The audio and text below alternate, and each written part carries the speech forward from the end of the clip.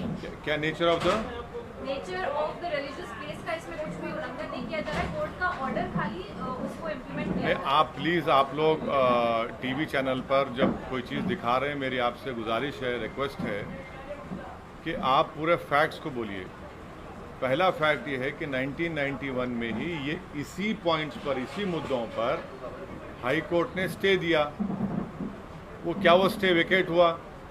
आप अक्टूबर 2021 में ये 5 नए पिटिशनर्स कोर्ट को जाते हैं, वही सेम डिमांड उनका, और ये बोलते हैं कि हम सर्वे चाहते हैं और हमको ये कमिश्नर होना। जो 91 में स्टे दिया गया था, इसी बार डिमांड के ऊपर कोर्ट ने बोला नहीं, आप जाकर लोअर कोर्ट जो है ऑर्डर दे देता है। तो हमारा बोलना है कि लोअर कोर्ट का ऑर्डर गलत है।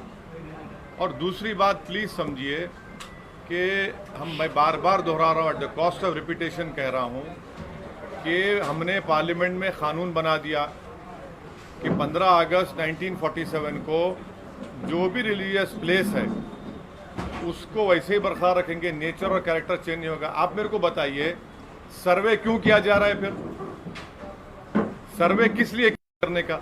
और सुप्रीम कोर्ट ने जो बाबरी मस्जिद के टाइटल सूट में जो फैसला दिया, उसमें 5 जजेस ने कहा कि 91 का एक्ट भारत के संविधान के सेकुलरिज्म और बेसिक स्ट्रक्चर का हिस्सा है। तो ये फैसला ही गलत है लोअर कोर्ट का, बिल्कुल गलत फैसला है।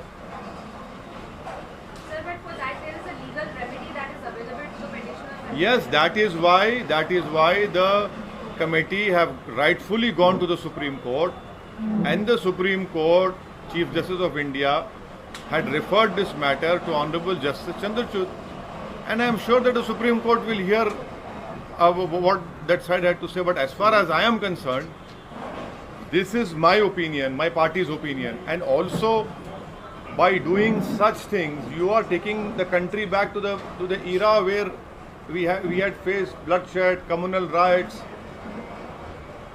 that era of late 1980s, pre-demolition and post-demolition. This is an issue which I had voiced my apprehension when the Babri Masjid judgment had come, civil judgment has come. I had said that my apprehensions are, you please look at the press conference of mine, that tomorrow everyone will say this is our Astha. This country cannot be run on the basis of Astha. This country has to be run on the basis of rule of law, the Constitution of India. Because your Astha, my Astha, then what will happen to the rule of law? What will happen to the Constitution of India?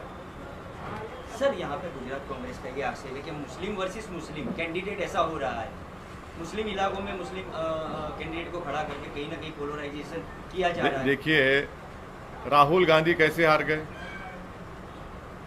Amethi Rahul Gandhi हारे ना, मेरी वजह से हारे। अरे सुनो, आप यहाँ वहाँ की बात मत करो। आप वहाँ पर क्यों हार गए अमेठी को? मैं तो नहीं था वहाँ पर, अमेठी हार गए आप। आपके यहीं के एमएलए भाग गए बीजेपी में, मेरे से पूछ के गए। कर्नाटक में भाग गए बीजेपी में, राजस्थान में भाग गए, मध्य प्रदेश में तो सरकार गिर गई, कर्नाटक में सरकार गिर गई। आपकी वजह से बीजेपी सरकार कर्नाटक में बनी, मध्य प्रदेश में बनी। और एक बात सुनिए, 2018 में मध्य प्रदेश, राजस्थान, छत्तीसगढ़ का विधानसभा का चुनाव हुआ। आप तीनों स्टेट जीते ना कांग्रेस ने। और आप जब पार्लियामेंट का इलेक्शन होता है, आप सिर्फ एक लोकसभा जीतते। राजस्थान का मुख्यमंत्री का बेटा हार जाता, मैं लड़ा क्या वहां पर? ये आर्गुमेंट बिल्कुल गलत है। मैं भारत की लोकतंत्र में मुझे इख्तियार है कहीं भी इलेक्शन लड़ने का। आप क्या समझ रहे कि मुसलमान गुलाम है आपका? आपके मुसलमान को क्या यरगमाल बना के रखे, होस्टेज बना के रखे क्या आप? हम लड़ेंगे मुद्दों पर और उन पर छोड़ेंगे जनता के ऊपर, किसको वोट डाले ना डाले। आप मेरे खिलाफ नहीं लड़ते कि हैदराबाद में इलेक्शन लड़ते ना मेरे खिलाफ तो राहुल गांधी आके कैंपेन किए, 2-2 दिन गुजारे वहां पर। मैं क्या रोया क्या छोटे बच्चे की तरह, क्यों आए बोल के? है ये रोना छोड़ो, मम्मी डैडी का जमाना खत्म हो गया। एंटाइटलमेंट की पॉलिटिक्स नहीं चलने वाली है। आप राजनीति को एंटाइटलमेंट के नाम पर चलाना चाहते। कि हम फुला परिवार है। अरे भाई, तुम्हारा ये परिवार संघ परिवार से भी जरूरत नहीं है हमारे को। तो ये चीज़ है सर। जैसे कि चुनाव आता है तो हिजाब का मुद्दा लाती है, बीजेपी लाती है, हनुमान चालीसा लाती है, लाउड स्पीकर लाती है, अजान लाती है, तो बीजेपी जैसे मुद्दा लाती है, एमआईएम वैसे ही मैदान में आ जाती है। अब क्या बोलना चाहते हैं? मुद्दे का मतलब एक तरह से फायदा उठाते हैं या कांग्रेस कहीं ना कहीं दब जाती है? अरे कांग्रेस के एमएलए भाग गए तो मैं दबा रहा हूं क्या उनको? ज्ञानवापी मस्जिद के बारे में कांग्रेस क्यों नहीं मुंह खोलती?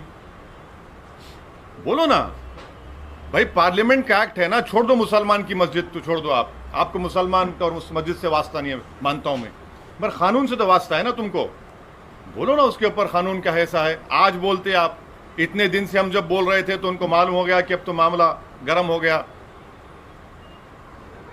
हिजाब के बारे में बोलने से आपको डर क्या है?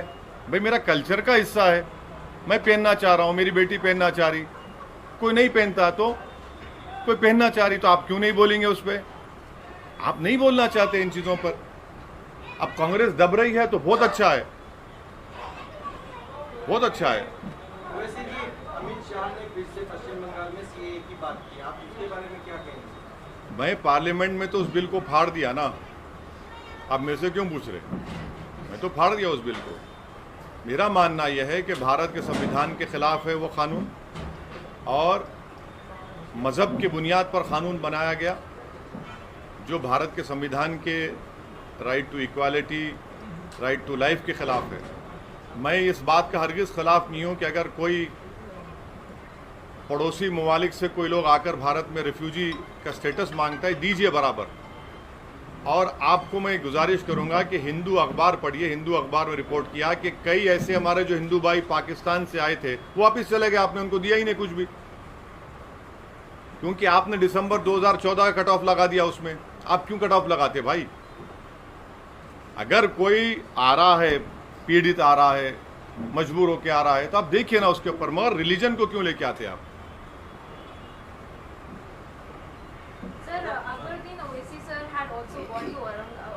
Madam, look, please understand. I understand your emotions. Mr. Akbaruddin Owaisi had gone to Aurangabad to lay a foundation stone for a school in which, irrespective of caste and religion, free education would be imparted to nearly, once the building is completed, to nearly 800 to 1,000 students. That is why he went to Aurangabad. Now, unfortunately, you people have given a different color. But it is not No. I am asking you, isn't that a ASI protected monument or not? And doesn't ASI comes under Narendra Modi or not? So is he also committing something wrong?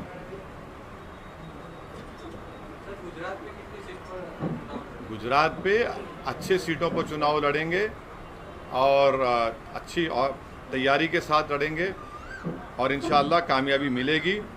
कितने seat पर लड़ेंगे, कहाँ पर लड़ेंगे, अभी बहुत जल्दी है, मगर उसका फैसला जब होगा आपको साबिर भाई बताएंगे, जो हमारे गुजरात के अध्यक्ष हैं मजलिस के। ताजमहल का भी विषय सामने आया, ताजमहल को लेकर भी पिटीशन की गई है। इस तरह से अलग अलग जो पिटीशन हो रही हैं उसको लेके ऐसा है ना कि देश में गेहूं का शॉर्टेज है, मगर कौन जिम्मेदार है? औरंगजेब जिम्मेदार है। देश में कोयला नहीं है, कौन जिम्मेदार है? बाबर जिम्मेदार है। देश में अनएम्प्लॉयमेंट नहीं है, कौन जिम्मेदार है? शाहजहां जिम्मेदार है। सबके लिए मुगल जिम्मेदार है ना, मोदी जी तो जिम्मेदार ही नहीं है। ये मोदी सरकार शॉर्टेज सरकार है। ये तो ना कोयला है, ना गेहूं है, ना रोजगार है, कीमतें आसमान को छू रही हैं और रुपया गिरते जा रहा है। तो शॉर्टेज सरकार बोलना चाहिए उसको। तो ताजमहल क्या है भाई? इतने साल के बाद हाई कोर्ट ने क्या कहा? देखिए, अभी मैडम का सवाल था, हाई कोर्ट में 2 जजेस ने कहा कि अब तुम कल बोलोगे हमारे चैम्बर में क्या हो रहा है, देखना चाह रहे हैं, उसको खारिज कर दिया। लोअर कोर्ट बोलता है नहीं, नीचे आके देख। अब बताइए, हाई कोर्ट में बोल रहा है ये। अच्छा, इनको अभी क्यों ख्याल आया ताजमहल में ये है? ये समझ में नहीं आया।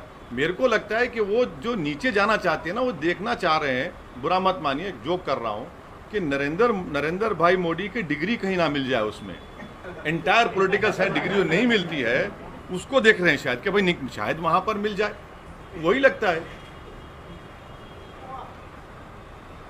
सर कल छापी जाने वाले हैं, कल छापी जाने वाले हैं, पब्लिक गैदरिंग करने हाँ, वाले हाँ, हैं, क्या कुछ मुद्दे पे बात करने हैं? आइए ना, गरम भाषण होगा, आपको मुद्दा मिल जाएगा, आएंगे सर। हम जो बोलते हैं मुद्दा मिल जाएगा आपको। आइए फिर चलाइए, 6 PM 9 PM नेशनलिस्ट बैठे हैं टीवी पर। सर त्रिपुरा में फिर से एक बार बीजेपी ने सीएम बदल दिया है चुनाव से पहले।